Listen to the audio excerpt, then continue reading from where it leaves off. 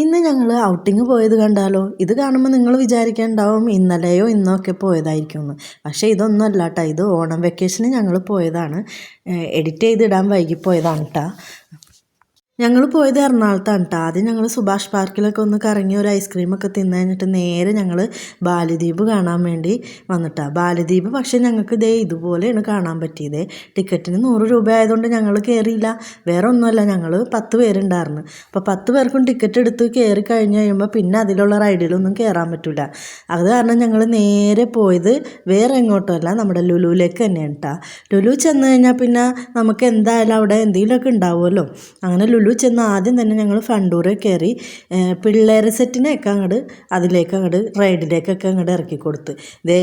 ഈ ഗെയിമുകളൊക്കെ ഞങ്ങൾ കളിക്കണമെന്ന് വിചാരിച്ചാണ്. പക്ഷേ ഇതിലാർക്കും ഒന്നും കിട്ടി ഇതുവരെയും കാണാത്ത കാരണം ഞങ്ങൾ ഈ ഗെയിമിൽ കയറിയില്ല. പിന്നെ മോനൂസിനെയും വാവേനെയൊക്കെ 2-3 റൈഡിലൊക്കെ കയറ്റി അവരെ ഹാപ്പി ആക്കിയിട്ടാണ്.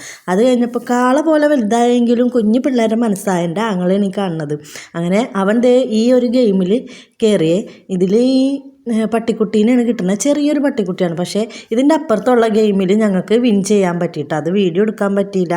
പിന്നെ ഞങ്ങൾ ഇതെല്ലാം കഴിഞ്ഞ് ഞങ്ങൾ വീട്ടിലെത്തിയപ്പോഴത്തേക്കും 11 മണിയായിട്ടാണ്. പിന്നെ ഞങ്ങൾ ബിരിയാണി ഇരിപ്പുണ്ടായിരുന്നു. ആ ബിരിയാണിയൊക്കെ തിന്ന് സുഖമായിട്ട് കിടന്നുറങ്ങി. അപ്പോൾ ഈ പാവേനെ കേട്ടോ ഞങ്ങൾക്ക് ഗിഫ്റ്റായിട്ട് കിട്ടിയത്. അപ്പോൾ ഇന്നത്തെ വീഡിയോ ഇത്രേ ഉള്ളൂ. വീഡിയോ ഇഷ്ടപ്പെട്ട എല്ലാവരും ലൈക്ക് ചെയ്ത് സപ്പോർട്ട് ചെയ്യണേ. ഓക്കെ, ടാറ്റാ.